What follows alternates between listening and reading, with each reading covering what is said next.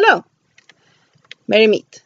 So I was asked when it comes to tarot cards if it has the same problem as when you're working with a pendulum, for example, or with a blanket on a Ouija board, if it's easy to just steer the results towards whatever you want, because that's something you have to be very careful of when you're working with a pendulum, that since what's creating the movements are micro movements in your own musculature, it's very easy to end up basically getting whatever it is you're hoping for, even subconsciously. You're often not even aware of that you're doing it.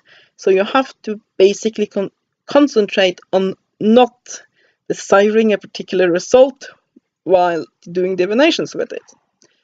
Do you have the same problems with tarot? I would say possibly.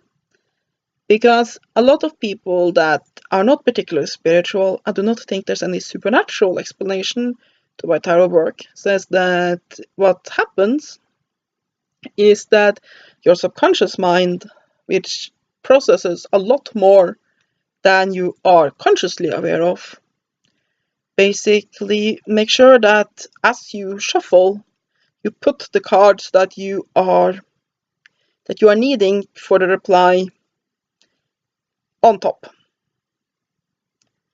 So I'm not completely sure I'm buying that, because that means both motor skills and your subconscious mind have to work together, but it's a theory and it's an interesting paradigm to work with. But that being said, I do believe it's quite possible to get cards that you are hoping or fearing will show up.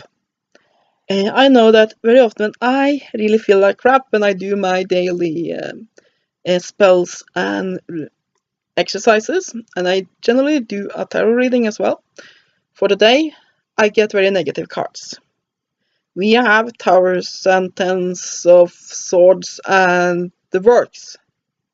Very often the day doesn't end up going as bad as those readings would indicate, but I do notice that when I am feeling crappy, I get cards that can be interpreted as very negative. Because do remember that even those cards that have a rumor of being very negative, they aren't always negative. They often, for example, the tower can mean breaking down of a negative situation or a negative habit. Let's say you are in a negative relationship, then the tower can indicate that you are managing to break out of that. But they are generally not the best of news. When you are trying to divine how your day is going and you get the tower, it generally means things are going to go wrong.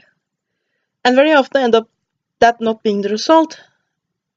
And I usually get a lot of these cards when I'm feeling very negative. And I do believe that whatever it is, my mind influencing my fingers to put them on top, or it is basically my mood then attracting those cards. I do believe that then my negative state of mind is affecting what cards I draw. So I do believe that when in the process of shuffling your cards and during the layout, it is important to try to, just as when you're working with divination or with an Ouija board, to try to not have result in mind. Because I do believe that whatever that is, by spiritual means, by attracting it, or by purely physical means, I believe it can skew the result. However, when it comes to tarot cards, the biggest danger in with where you will generally end up skewing the results are not when dealing the cards, but in interpretation. Because that's really what's hard when it comes to the tarot. With a pendulum, it's generally not so much, because you generally have one pretty clear way the pendulum swings for yes and one for no, and sometimes you also have one for maybe I have yes, no, maybe, and wrongly asked question. It can also be interpreted as ask again later. So unless it's sort, and since I have a circle usually for most of my pendulums for yes, basically pendulums will generally tell you how they like to answer, and a swinging motion for no. There generally aren't a lot of interpretation there, I guess. No and maybe could be interpreted next to each other, but generally. But with a tarot, the meaning can completely change. For example, let's say somebody says what will happen in the next 6 months, and basically you have a reading and you get the getting a new relationship and so on and so forth, and as a result you draw the sun. Now this can be taken as yes, you will get together and you will have a children. If you go with it completely straight out of the box, the meaning is you will have children. But depending on the other cards around, it can also mean, yeah, this you will start a new relationship that will be very productive and it will get you to a new phase in your life. Or, yeah, you will have a new relationship and you will also start a new business, perhaps a new business together. There's a lot of interpretation work there, depending on where in the reading a card is, what other cards are there, where the various figures in the cards are facing according to one another, and just your gut feeling. And I think that if you really, really, really want, because this is somebody you know have been wanting children for a really long time, and you get that card, you really want for them to be able to tell them that, yeah, I see children in your future. It's very easy to be tempted to give that interpretation, even if it might not be the right one if you take your time and really consider it. So I think that's where the danger when it comes to tarot lies, more than in the physical manipulation of it that you might be doing unconsciously to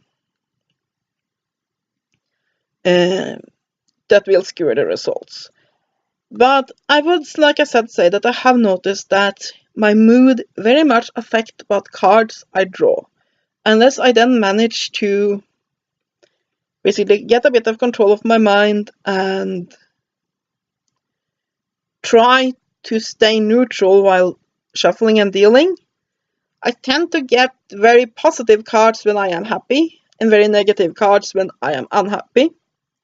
So there are definitely some basically just mechanical skewing there to be done.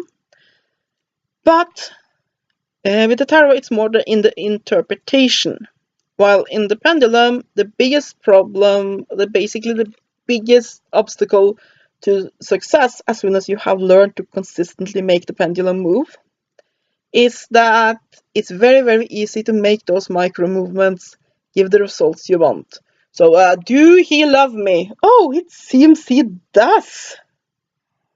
So one book that I read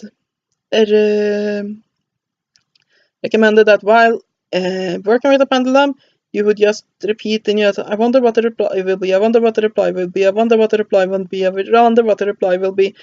Just trying to repeat that phrase again and again and again and again and again, so you don't have time to think about anything else. And I do believe that something similar, chant basically don't let your mind drift into, what will be for dinner? Oh, Two of Swords, it seems. Basically, keep it focused on what you're doing, but try to not desire a result. So basically, having a meditative phrase that you go over it, either basically speak it or in your mind, or just basically going with something, I wonder what the reply will be, I wonder what the reply will be, I wonder what the reply will be. So you're still in the process, focusing on the process, but not lusting for a particular result. I think that can be beneficial with the tarot, just as it will be with the pendulum. There is less chance of a physical manipulation skewing the results. I do believe that you have a tendency to attract the cards that that resonate with you at that day. So yeah, and that can help. Other things that can help is, of course, doing things like meditating before readings and such, so that you basically get a chance to ground yourself and get your energies in order, so that you won't have that strong idea of resonance that attracts the cards that might not be right for that reading. But yeah, I definitely think that it can have the same problems with the pendulum, but it's more of a chance that you will interpret whatever you want into it than it's physically becoming other, basically that you physically end up shuffling in cards that shouldn't have been there. But I do believe that happens as well. So yeah, I hope that was an okay reply. Have a great day and blessed be.